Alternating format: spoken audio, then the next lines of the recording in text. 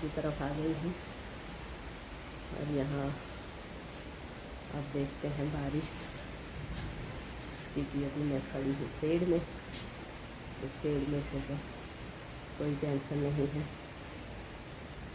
Enjoy करेंगे बारिश को। ये देखिए आपको सामने व्यू करके दिखा रहे हैं। ये हमारे सोसाइटी के बाहर का नज़ारा, रोड का। गेट बंद है, शेड के अंदर से ही वीडियो ले रहे हैं। और ये देखिए क्लाउडी वेदर क्या दिखा रहा है हवामान।